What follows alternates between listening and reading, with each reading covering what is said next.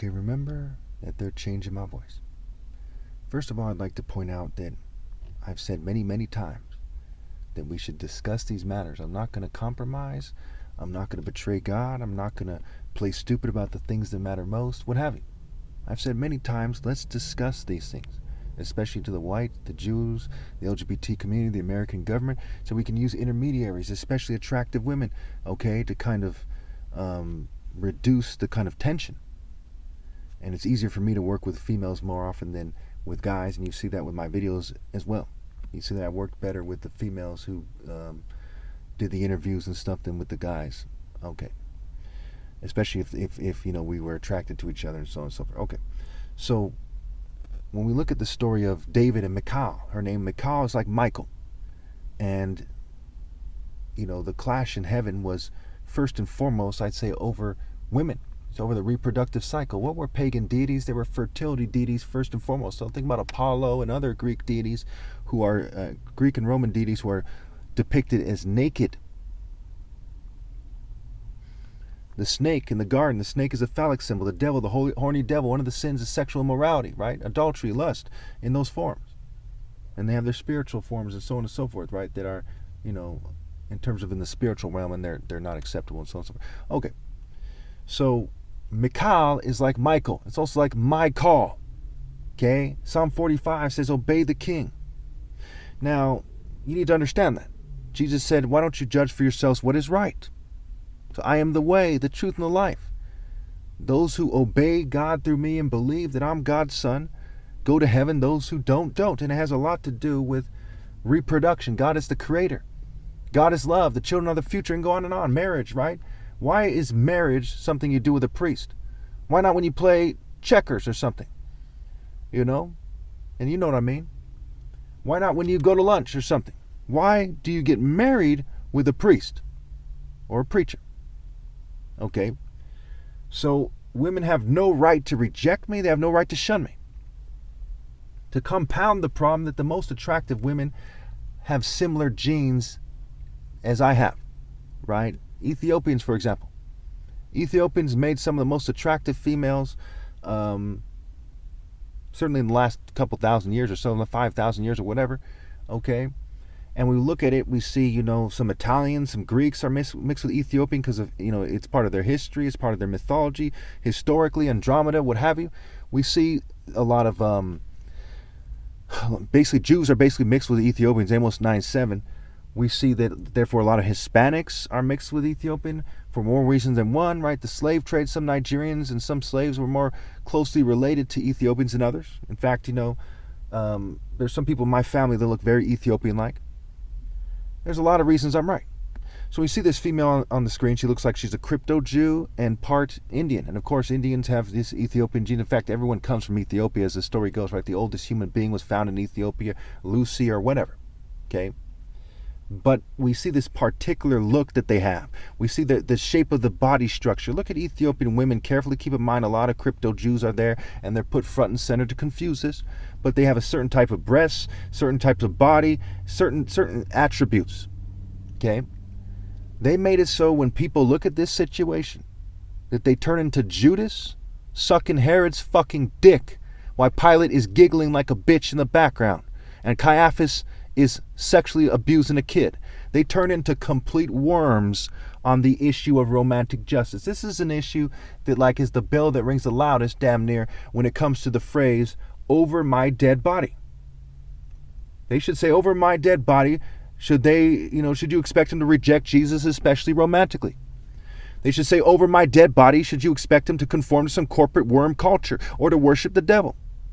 They should say, over my dead body, are they going to lead their family to fucking hell by cheating me out of my right to lead? But they don't do that. They ignore Psalm 45. They ignore Proverbs 16:12. They ignore Proverbs 11:22. A beautiful woman who rejects good sense is like a gold ring in a pig's snout. They ignore Proverbs 31. A wife of noble character who can find. Why? Because they've been brainwashed by the jackal, serpent, dog, viper, beast. So as we look at this thing, know that female on the screen will reject me for somebody who is put front and center, like the person. I'm going to use the picture. I don't know that person. I don't know the female. Almost certainly I'm not going to try to talk to that female. My comments get suppressed anyway. I don't care if she's married, but she's a great example. The word missing out, missing out. What's Jesus missing out on? The bridegroom. Do the math. Marshall is marital scrambled. Mistake. Mistake. It's even in the wordplay. Mistake. A mistake. Mistake. Babylon mystery. Confusing them. Set and Baal, deities of confusions and storms and rape by deception. A mistake. Last and last. The word seal is a play on words for lass. Okay? And it's similar to the word least. You have CLT in the word least. Lead. Okay? Least. Deal is lead. The word lead scrambled. These words are connected, and obviously so. And some rape called sniveling, racist, homosexual might play stupid about that because he doesn't want people to feel true love, because it alienates the LGBT community. Because true love has to be from a romantic person with a pure heart in a heterosexual relationship.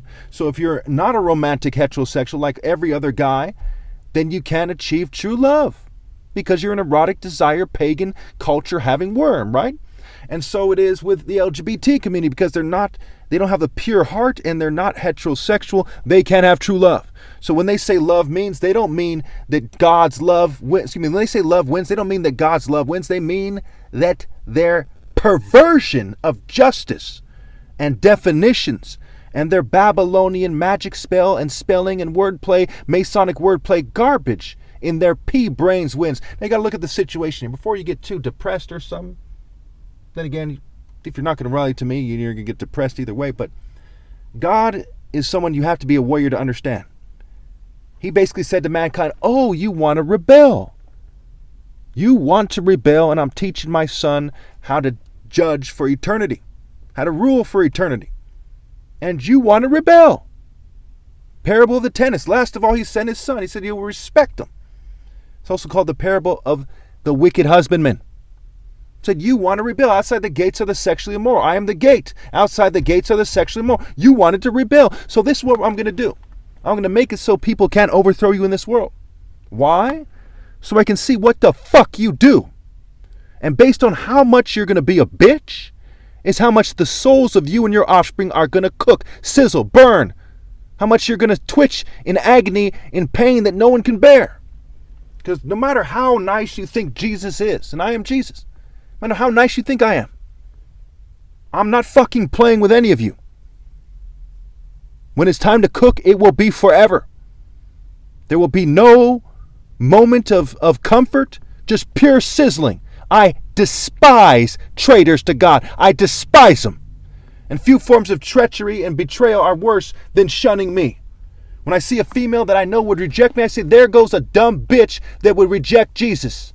A dumb bitch that would rather insult God than accept the joy of being a righteous woman. And why she indulges in pagan erotic desire like a fucking common street-walking slattern slut. And me stumbling on my words doesn't change the facts. So if you're some kind of racist gay guy pumping a racist Jew in the fucking ass while a racist white guy with an English crest watches clapping, keep in mind that if I stutter on my words in regards to someone blowing your fucking face off, and someone blows your fucking face off, did it help you? No. If I stutter on my words in regards to divine judgment and you're headed to the fucking pit, is it going to help you or hurt you? You did not win. I am the top martial artist ever, the son of 2 doctors, 1 a brain surgeon who came here penniless, worked his way up. You're merely the son of privilege. You don't know what you're talking about. I do. You lost. I won. Imagine God and the righteous and all the greatest angels there ever were. And I say, my top martial arts challenge honored God more than any human act ever possible. Okay? I suffered for years. I told the truth. I made over 15,000 videos. I was fumed. I was poisoned. They changed my look. I was persecuted for righteousness' sake. Blessed are those who are persecuted for righteousness' sake. I was fumed. I was poisoned. I was shunned by women. Okay, they messed up the way I walked. They messed up, kept me from wearing nice clothes. I can go on and on and on and on about things that are purely respectable. And all they can say was there's some kind of privileged worm teamed up with people sucking a kid's dick, pretending they're important. That's what they're going to report back to God with their actions. okay, they lost by fucking far. And thank God Almighty with all my heart that I'm me and not them.